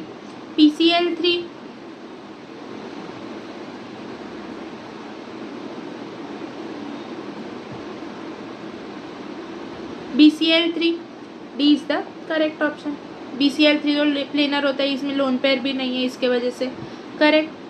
नेक्स्ट, ZeF4 का शेप पूछा है, 8 + 28/8, 36/8, 4 bond pair plus 2 lone pair, so square planar आ जाएगा, A is the correct option. The d orbital involve in sp3d hybridization is dz², direct answer है। A coordinate bond is form when atom in the molecule has all its valency shell electron shared, no. Single unshared electron नहीं, one और more unshared electron pair, electric charge on it. तो coordinate bond कभी बनता है जब किसी एक के पास इलेक्ट्रॉन होगा, अनशेयर्ड इलेक्ट्रॉन पेयर में होगा। सो वन और more unshared electron pair, so C is the correct option. Next, in a regular octahedral molecule MX6 the number of X bonds at 180 degree is, 3 होता है, ये चीज़ मैंने बोला था, याद रखना है, कल के लेक्चर में हम लोग ने बहुत अच्छे से डिस्कस किया है। BF3 is planar and electron deficient compound, hybridization and number of electrons around the central atom respective are. BF3 बहुत ईजी है, ये वाला स्ट्रक्चर तो हम लोग ने बहुत बार बनाया है। सो इधर 6 इलेक्ट्रॉन्स है and sp2, so third is the correct option. Among the following which of one will have the maximum lone pair electron repulsion, जिसमें सबसे ज़्यादा लोन पेयर्स होंगे उसमें ज़्यादा लोन पेयर रिपल्शन होगा। तो सब में चेक करो, ये क्या है, ClF3 नहीं सॉरी ClF3, तो कार्बन 4, आयोडीन 7 एंड 3 × 7 इज 21, 28/8 कितना आ जाता है 32/8, तो आ जाएगा 4 बॉन्ड पेयर्स, इसमें तो बिल्कुल नहीं होगा रिपल्शन। IF5 मतलब 42/8, तो 5 bond pairs plus 1 lone pair. Second SF4 में इसमें भी 4 bond pair plus 1 lone pair होता है। ZeF2 8 + 14/8 कितना हो जाता है 22/8, इसमें 2 bond pairs plus 3 lone pairs होता है। इसमें सबसे ज़्यादा लोन पेयर होने की वजह से इसमें लोन पेयर रिपल्शन सबसे ज़्यादा होगा। Predict the correct order among the following, तो ये करेक्ट ऑर्डर क्या किसका पूछा है, अपना रिपल्शन थियोरी वाला। तो लोन पेयर का सबसे ज़्यादा रिपल्शन होता है, then lone pair and then bond pair. तो चेक करो, D is the correct option. Next, among the following which is an incorrect statement, PH5 and BiCl5 do not exist, सही है। P-pi and D-pi bonds are present in SO2 में P-pi and D-pi bonds देखने को मिलता है, हाँ मिलता है, हम लोग ने ऊपर ही चेक किया था, ये इनकरेक्ट है, ये नहीं सॉरी डज नॉट एग्जिस्ट बराबर बोला है, सही। SeF4 and CH4 have same shape, हाँ उनका शेप सेम होगा बिकॉज सॉरी SeF4 एंड ये CH4 इसका शेप सेम नहीं होगा बिकॉज कि SC ये हमारा 16th ग्रुप है, ये हमारा कार्बन वाला ग्रुप है 14th ग्रुप है, करेक्ट, सो ये रॉन्ग है। I3+ has bend structure, check करो 7 × 3 21 प्लस है मतलब -1 करेंगे तो हमारा आ जाएगा 20/8, तो इधर 2 बॉन्ड पेयर्स बनेगा प्लस 2 लोन पेयर्स बनेगा, हाँ इधर हमारा बेंड स्ट्रक्चर है, ये सही है, तो C is the incorrect statement. Next, ये हमारा ये वाला क्वेश्चन, इसमें हमेशा चेक करना है कि जो भी हमारा इजीली दिखने वाला ऑप्शन है ना उसको देख लो एंड देन चेक करो ऑप्शंस। तो हमारा D का 2 होना चाहिए, तो कौन से ऑप्शन में A और C में है, तो दूसरा 2 कैंसिल आउट कर दो। फिर हमारा आ जाएगा PCl5 हमें पता है ट्राइगोनल बाइपिरामिडल होता है, तो A का 4 है, A का 4 A में ही है, तो हमारा डायरेक्टली आंसर आ जाता है। सब हमें ढूंढना ही नहीं पड़ेगा, जो हमें मॉलिक्यूल्स कंपाउंड्स का पता है एंड देन उसका डायरेक्टली फाइंड करो, आंसर एंड करो। एक ढूंढते बैठोगे तो बहुत टाइम वेस्ट होता है क्वेश्चंस के टाइम पे। Isostructural species are those having same shape and hybridization among the given species, identify the isostructural pairs. Okay, so NF3 and BF3 ये सेम होगा नहीं, बिकॉज NF3 में एक लोन पेयर हो जाएगा, BF3 में नहीं होगा। BF4- NH4+, ये रुको देखते हैं, BCl3 और BrCl3 नहीं होगा, ये ब्रोमीन एंड ये अपना बोरॉन। NH3 एंड NO3-, सो इधर भी नहीं होगा हमारा, सो B is the correct option. इधर हमारा कोऑर्डिनेट बॉन्ड भी बनता है दोनों में, सो B is the correct option. In which one of the following species the central atom has the type of hybridization which is not the same as that in the other 3 cases? So this is a homework question, easy है बहुत। Next, consider the molecule CH4, NH3 and H2O. Which of the following given statement is false? The HCH bond angle in CH4, the NH bond angle in NH3 and the HOH bond angle in H2O are greater than 90 degree. हाँ greater होता है 90 degree से, ये चीज़ सही है। सो ये statement false नहीं है। The HOH bond angle in H2O is smaller than the HNH bond angle in NH3। हाँ ये भी सही है। H2O NH3 CH होती ना sp3 है, बट इधर हमारे पास 1 लोन पेयर है, इधर 2 लोन पेयर है, इधर 0 है, करेक्ट। तो ऑफकोर्स H2O का बॉन्ड एंगल छोटा होगा, सही है। HOH bond angle in H2O is greater than HCH bond angle in CH4, नहीं ये गलत है। The HCH bond angle in CH4 is larger than हाँ ये सही है, NH3 से लार्जर होगा बिकॉज CH4 में कोई लोन पेयर ही नहीं है। So C is the incorrect statement. Main axis of diatomic molecule is Z। The orbital px and py overlap to form. हमारा मेन एक्सिस क्या है, Z है, एंड पूछा है px and py orbital overlap करेंगे तो क्या बनेगा, कुछ नहीं बनेगा। ये चीज़ हम लोग ने ऊपर डिस्कस किया है, correct. Next, which one of the following, ये क्वेश्चन ये होमवर्क है, बहुत इजी है। तो ये क्वेश्चन देखो, इसमें which of the following pairs of ions are isoelectronic and isostructural. Isoelectronic मतलब सेम नंबर ऑफ इलेक्ट्रॉन्स होना चाहिए, एंड आइसो स्ट्रक्चरल मतलब उनका स्ट्रक्चर सेम होना चाहिए, स्ट्रक्चर सेम होना चाहिए। देखो इस क्वेश्चन में दिया हुआ है हमें क्लियरली, शेप एंड हाइब्रिडाइजेशन दोनों सेम होगा तभी वो आइसो स्ट्रक्चरल होगा। सो ये क्वेश्चन होमवर्क है, बहुत इजी क्वेश्चन है। Next, which of the following has P pi d pi bonding. So P pi and D pi bonding किस में होगा, एक तो N और O, ये दोनों P और P मतलब सॉरी सेकेंड पीरियड का है, तो इधर डी पाई बॉन्डिंग मिलेगा ही नहीं। So first option cancel out हो गया। BNO ये भी हमारा सेकेंड पीरियड का है, CNO ये भी सेकेंड पीरियड का है, तो बचा क्या, SNO, इसमें ही होगा डी पाई पी पाई बॉन्डिंग, करेक्ट। ऐसा हम लोग को ट्रिक्स लगाना पड़ेगा तभी जाके हम लोग इजीली क्वेश्चंस को सॉल्व कर पाएंगे। अभी विच of the following represents the zero overlap. अभी है ना, इधर ये देखना, जब हम लोग S और P को ऐसे बॉन्ड करेंगे तो ज़ीरो ओवरलैप होगा, या फिर बोल सकते हैं कि नेक्स्ट इज, अगर समझो हम लोग ने नेगेटिव ओवरलैपिंग पूछा है तो क्या आ जाएगा, ये देखो ये, और इधर प्लस इधर माइनस आ जाएगा। पॉजिटिव ओवरलैपिंग मतलब इधर प्लस इधर भी प्लस। सो ये चीज़ें ध्यान रखना, अभी क्वेश्चंस के थ्रू और क्लियर हो जाएगा। हम लोग को क्या पूछा है, इधर ज़ीरो ओवरलैपिंग। सो इधर तो ये पॉजिटिव ओवरलैपिंग है, ये पॉजिटिव ओवरलैपिंग है, ये नेगेटिव ओवरलैपिंग है, ये ज़ीरो ओवरलैपिंग है, तो D is the correct option. Next, which type of overlapping is shown in Px, Py and Pz orbitals. So इनमें कौन से टाइप ऑफ ओवरलैपिंग देख सकते हैं, 2 side wise and 1 end to end overlap, नहीं, 2 end to end 1 side wise overlap, हाँ, 2 end to and मतलब दोनों एंड से एक एक बॉन्ड बन सकता है, एंड उनके साइड वाइज एक बॉन्ड बन सकता है। So B is the correct option. Next, which of the following is a zero overlap which leads to a non bonding. So इधर तो एंटी बॉन्डिंग हो रहा है, इधर भी एंटी बॉन्डिंग हो रहा है, ऑल तो नहीं आएगा। इधर हम लोग देख पा रहे कि एक इस एंगल में और एक इस एंगल में, सो इधर ओवरलैप होना पॉसिबल नहीं है, इसके वजह से इधर ज़ीरो ओवरलैप होगा। सो ए इज द करेक्ट आंसर। अभी ये दो question, if the Z axis is taken as the internuclear axis, then which of the following combination of atomic orbitals is a non-bonding combination। non-bonding combination मतलब zero overlapping हो रहा है, ठीक है। सो अगर Z एक्सिस हमारा मेन एक्सिस है तो अगर Z एक्सिस मेन है तो S और PY में जीरो बॉन्ड बनेगा, ये चीज़ हम लोग ने ऊपर डिस्कस किया है। S एंड P ओवरलैप में हमेशा जिस एक्सिस पे बॉन्डिंग हो रहा है जिस एक्सिस पे बॉन्डिंग हो रहा है उसी एक्सिस का ऑर्बिटल रहेगा, देन ही सिग्मा बॉन्ड बनेगा, वरना कुछ नहीं बनेगा। Px एंड DyZ, ये चीज़ भी हम लोग ने पढ़ा है।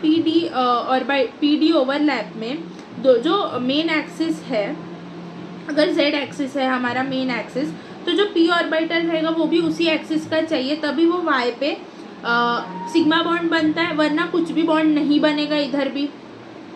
Px and Py, Pz is the main axis, तो Px एंड Py में तो ऑफकोर्स जीरो बॉन्ड ही बनने वाला है, तो ये भी नॉन बॉन्डिंग में आ जाएगा, तो all of this is a correct answer. Next question, If z axis is the molecular axis, then pi molecular orbital are formed by the overlap of pi molecular orbital कभी बनेगा अगर z axis is the main axis. So s and pz pi molecular orbital are formed by the overlap of pi मतलब pi bond बनाना है, मतलब ये वाला overlap होना चाहिए, करेक्ट.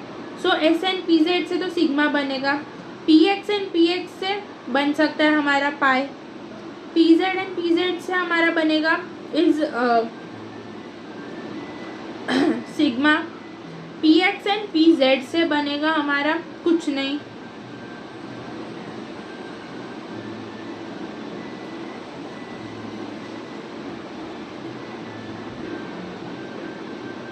जीरो.